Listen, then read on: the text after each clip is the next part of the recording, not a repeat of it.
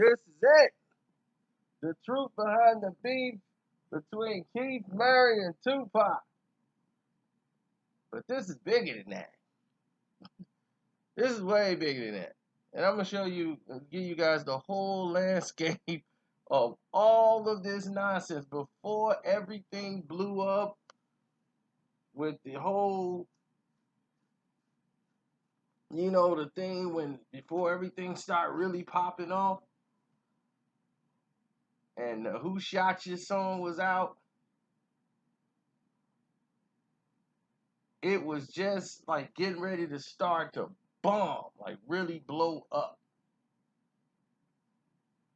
Keith Murray was one of the hottest artists on the East Coast.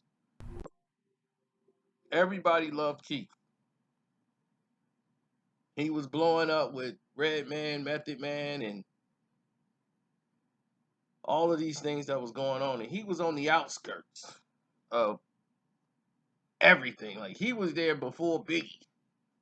So he would already had his success going off and jumping off. His album was out all before Big. The most beautiful thing in this world is just like that. He was already out before Big. So he didn't cross over mainstream, but the most beautiful thing that was played everywhere. People love that record.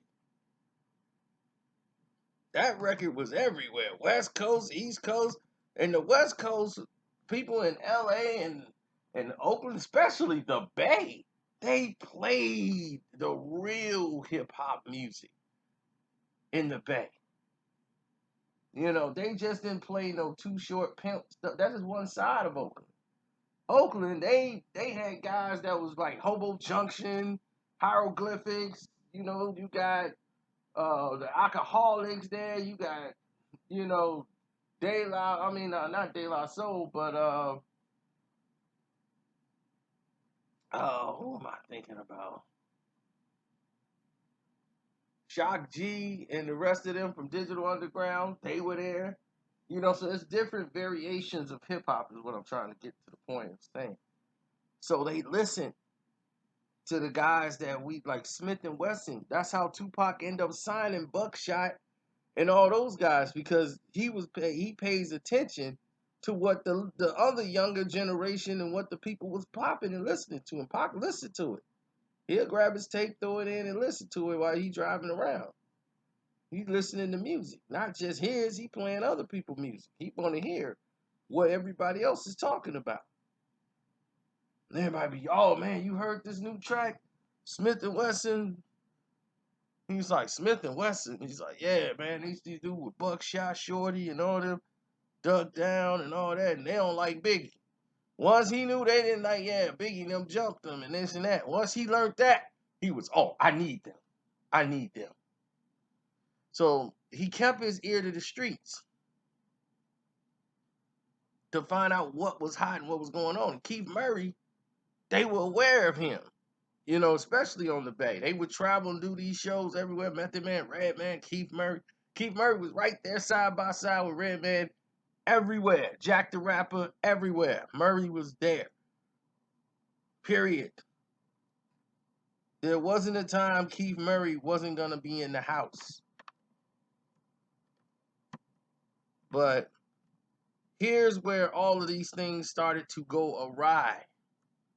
They hear everything, right? And LL Cool J, I Shot You. When this comes out and it's got everybody on it, it caused a friction within everybody as far as how people felt about it who was connected with Tupac at the time. You know what I'm saying?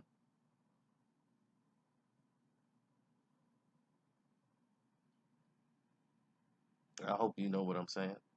But the people that were connected with Tupac and everything with what went on with that, and you come out with a song called I Shot You, when Tupac's just coming out and he was in New York and he was shot, and it's a bad look. And then the lyrics is basically coming at Tupac. It's just not a good look. So when I Shot You came out, and everybody's like, man, this record's hard. Keith Murray's on the original version. They never heard the version. They never heard the original. They heard the remix, the one that's got Keith Murray on it and everybody else, Prodigy from Mobb Deep, Tupac thing. This is everybody that don't like me on the song, but LL lyrics is really going at Tupac. So that's where that focus went. And it was like, oh, now they making records like I Shot You. So it became a different type of energy because he got a song called I Shot You, and that's what made Tupac come back with, hit him up and all this stuff. Like, oh, they talking about I shot you, they bragging. And since they was lying, he was mostly hanging out with Puffy and all them, LL, he putting them in the mix. Like, oh, they finna use LL, to try to come up in this. And Keith Murray was there. Now, what people don't even know, just for a fun fact, is Keith Murray was on the original Who Shot You with Biggie. LL, Who Shot You was supposed to be a song with LL Cool J, Mary J. Blige, Keith Murray, and Biggie. Biggie just waxed out on the verse. And LL was like, oh, I ain't getting on that record. LL was smart enough to know not to get on that record with Big because Big was killing that record. Murray didn't give a up. Not one up. He got right in there, and LL, you gonna get on this record? Man, Big's going off. Yeah, I can't follow that energy. Not tonight. Nah, I'm gonna have to sit this one out. You still going? Absolutely. Look, nobody scares Murray. Yo, the silly sarcoidosis, menistrosis. Yeah, he's finna come in there and start throwing words you ain't never heard of in a rap. All on a rhyme. Keith Murray. So he going in. So Murray went in, arms, legs. And they ended up cutting that off, and it was like an intro to a Mary joint that they had. To a whole nother Mary song. They just let Big rock that whole song out. Now that became the anthem of just period. People wonder, like, man, that Keith Murray got off on that verse. On that beat. On the Who Shot You beat.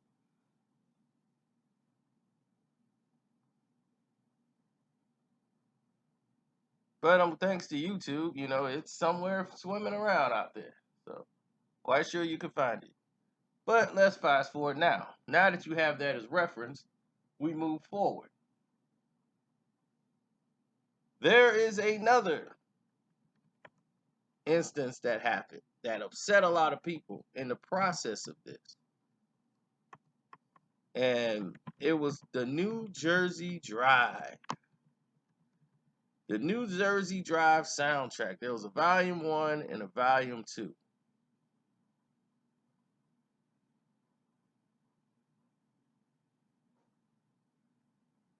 And the volume 1 is the one I played the most. Now, it all came out in 1995, earlier that year. And when New Jersey Drive came out, early 95, this is where West Coasters was a little offended. The song on there with Keith Murray is called East Left. And on the song, he's rapping, it's Keith Murray coming from the north, south, east, and left. And when he said north, south, east, and left, he was referring to the West, but wouldn't say the West Coast. Coming from the north, south, east, and left. And he would not say the West Coast. And that offended the West Coast people more than you would ever imagine. Those people who was in hip hop took it as a diss. So when they came to the Bay, they had to battle them where they way out. Rap battle your way out. And he was spitting bars like you wouldn't believe. Redman, Method Man, they were going at it when they were in the Bay over this record. So if they turned out to work out the beef that was, the tension that was there because of that. But people looked at them sideways because of this record, and they didn't even know why they were getting this heat. Man, you disrespecting the West Coast. They was like, man, we were the West Coast. What are you talking about? Like, when did we ever disrespect? And it was that song by Keith Murray. So you never know what people hear and what they take as disrespect. But it was a lot of MCs didn't like the fact, like, dog, what you mean east or left? What you just gonna leave us off? He was like, no, it rhymed better. North, south, east, and left. So that was just how he did it. And he didn't mean no disrespect by it at all. Like, the song wasn't dissing the West Coast. So he's coming from all them angles. So that eventually got worked out. The Tupac situation, when their song was out, he was in one of his rants about the record, and they making songs who shot you, da da da da da. So when they was in the House of Blues and Method Man, Redman, Keith Murray's there, Keith Murray was on the song, one of the outlaws stepped to Keith Murray. Yo, man, you the one on that song talking about I shot you and all that, like it's a joke out here, boy. You on the West Coast, blah blah blah blah blah blah blah blah blah. Keith Murray squared up and was like, yo, you was on that record. Yo, Pac, this the dude that was on the record. Keith Murray and Pac wouldn't even look at him. Pac was just looking straight. And he was like, what? Man, me and Pac cool. Because he said what's up to Pac earlier when he came in there. He was like, yo, what's up, Pac? Shook up with him and everything. Shook his hand. Method Man and Redman, they came over there and chilled with him. Everything was cool. They left. And Rizzo was there. And Pac went over to his section, and one of the outlaw dudes saw him like, yo, what's up? Dude, you made that shit. So he brought him to Pac as if he didn't know Pac and him had already shook up. He was like, no, I'm cool with Pac. Hey, yo, Pac, we got a problem? Murray was like, what? We got a problem? Like, for real? Like, we really finna do this here? Because Keith Murray, once again, didn't give a up. Redman and Method Man, they worried now because they see some tension. And Keith Murray is looking back at Pac like, and Pac ain't even facing him. Pac ain't even looking at him. He was like, nah, you was on that song with that LL song. Nah, we good. He's like, nah, you was on that song with LL, that I shot you song. Yeah, but this good. Like he's like, nah, that was just a record. I ain't wasn't dissing nobody on no record. I wasn't dissing you on the record. Like, nah. Wasn't even like that, but Pac didn't want it. Like, Pac knew that was just some BS at the time. One of his homeboys held on to that energy, kept he kept the same energy. So when they all got around, he brought it up to Keith Murray and brought it like, yo, Pac, yo, this the dude. Like, we finna mash him right now. We got to do one of the dudes on the record.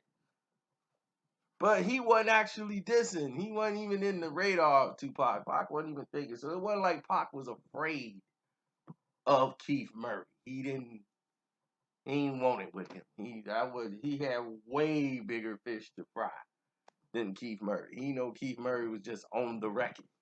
And when he was wilding at the time, at the time of when they remember him wilding about the record, that energy is totally dissipated. So at this time, this is before like all of that even blew up. There was no hit 'em up. None of that. There was no hit 'em up at the time. So none. It was all boiling. Like things was brewing there. The attitudes were there, but nothing really blew up yet. And what I mean the attitudes is people on the West Coast feeling about other artists from the East Coast that didn't even had nothing to do with that. It was brewing then. So when this happened, they was tired of being secondary or looked down upon by people from the East Coast. So they was just waiting to set it off. And once they had somebody who was from the West Coast, they felt like it's one of their brothers and betrayed and riding for him and Pac. Once he started blowing up on them, they was ready to blow up with him. They was just ready for war. They wanted combat. They wanted some friction. They wanted to get down. But Pac just wasn't with it. You know what I'm saying? It was just like, nah, man. Like, nah. You was just on that record. He wasn't even looking at him when he was saying it. He's like, man, Pac wasn't even looking at him. Pac was looking straight like, nah, man, you was just on the record, man, with them. Nah, but we good. And once the dude looked at Pac like, Pac, you don't want to mash this dude? He went and Keith Murray was like, dog, I was just on the record. I wasn't dissing nobody. That ain't got nothing to do with you. He's like, ain't got nothing to do with you. I ain't diss nobody on that record. And if anybody got a problem, we can go right now. I don't give a up. And he didn't. He probably was dusted out of his mind, but he didn't give a up. And he was ready to fight. He didn't care. Murray didn't care one way or another which way it was all going. If you didn't believe him, F you. But he ain't finna lie for nobody. He wasn't coming at nobody on no record. I wasn't coming. If I was coming at you, dog, I would not shake up with you. If I had a problem with you, I would not come up to you and say, yo, what's up? Let me shake your hand. I ain't phony like that. And Pac knew that. Pac heard his response. Pac knew right away. Ain't nothing fake about this dude. Ain't nothing. He ain't got no plans hidden behind the scenes. One way he this way, one way he that way. Pac knew from just meeting him. Oh no, he official. I know he 100% ain't got nothing to do with setting me up or trying to diss me. This dude don't. Yeah, he's a whole different energy. Pac knew right away, like, he's somebody I would vibe with. Like, he liked Keith Murray. They were cool. Because they didn't have that in them. You know what I'm saying? He got that. I'm making my verse for the record. I ain't got nothing to do with that. And he wouldn't lie about it. He would not lie about having something to do with it. So nobody threw any blows. There was no fight between Tupac and Keith Murray. And Keith Murray never admitted to fighting Tupac or saying he beat Tupac up. He never said that. That's just the stupidity of people. He said, I squared off with them in the House of Blues. When you square off with somebody, you're face to face with them. Like what? I'm in there. Like we had this, over the thing. He squared off. He didn't run. They squared off. Like he stood his ground. They stood their ground, and nothing happened. They squashed it like then. But he did not beat up Tupac, and ain't no punches were thrown. I think either Deck or somebody, RZA brother or whoever, RZA, somebody punched him and got the chain from him, and they went and got the chain and gave it back to them, put their hands on them in the club. So same event.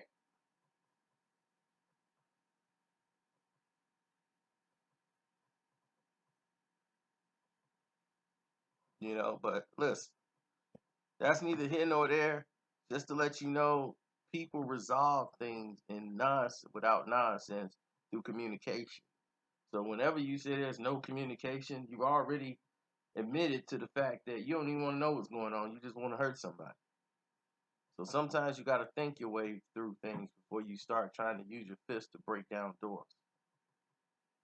Start thinking first to realize, is it even worth it? Because nowadays people just shooting and then it'd be, oh man, my bad. That was the wrong guy. And now your life gone because you're gonna be doing time in jail for life, and then they gonna be gone forever. So everybody loses. Gotta realize there's a smarter way. I'm out. It's your boy Carcino. If you love the page, please click the link in the description box and make a donation so we can continuously make great videos for you guys. I'm out. Thank you.